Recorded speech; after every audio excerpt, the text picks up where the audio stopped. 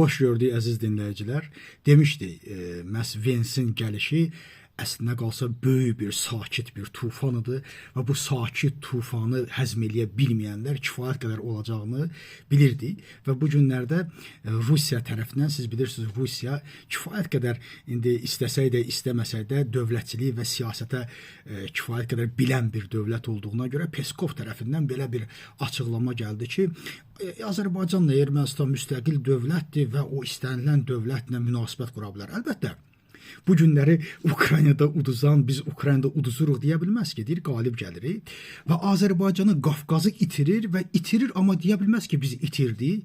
Deyir ki, bilirsən, onlar müstəqil dövlətlər, bəs istənilən formada siyasət yürüdə bilərlər, amma bu günləri Rusiyanın demək olar ki, bütün saytları, bütün özünə hörmət edənləri bildirdilər, açıqlama verdilər ki, bəli, Rusiya Qafqazı itirdi, artıq Amerika ora daxil oldu. İkinci bizim qonşumuz İran da bilirsiniz, bunlar özlərini öldürməkdə, özlərini kəsib doğramaqda mahirdirlər. Yenə də, məhz baxırsan, prezident bildirir, məhz 2 gün qabaq prezident Azərbaycana təşəkkür elədi, yenidən Pezeşkiyan insanlar qarşısında çıxışında bildirdi ki, biz Türkiyəyə də Azərbaycan'a da təşəkkür edirik, amma bu tərəfdən Sepah yenə də başladı bizi təhdid etməyə. Sepah bildirib ki, Amerikanı ora buraxmaqla biz Azərbaycanı məhv eləyərək filan yerin, mənim əzlərim. Uduzmusuz, biz bunu demişdik, amma məhz Vensin regiona səfəri bir daha Azərbaycanın, Qafqazın artıq Amerikanın maraq dairəsi olduğunun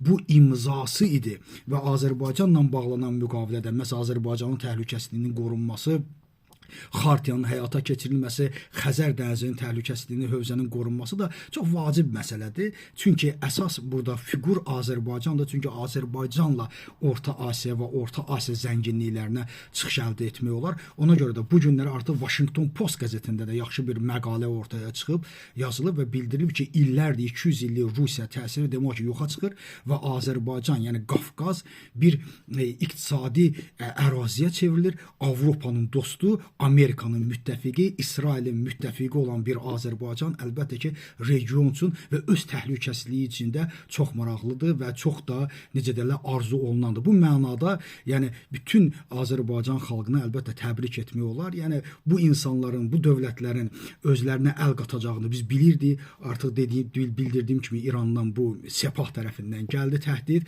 Rusiya isə altdan-altdan nə edəcəyini düşünür. Çünki üzdə deyə bilməz ki, biz məğlub olmuşuq, bizi oradan qovublar it kimi, bunu deyə bilməz, amma aşağıdan görə elə altdan-altdan yenə də təzyiqlərinə həyata keçiriləcək. Əsasında bu təzyiqlər Paşinyan üçündür, amma düşünürəm ki, artıq regionda nəyisə dəyişmək çətinləşir və mümkünsüz hala çevrilir. Təşəkkürüm diqqətinizə görə.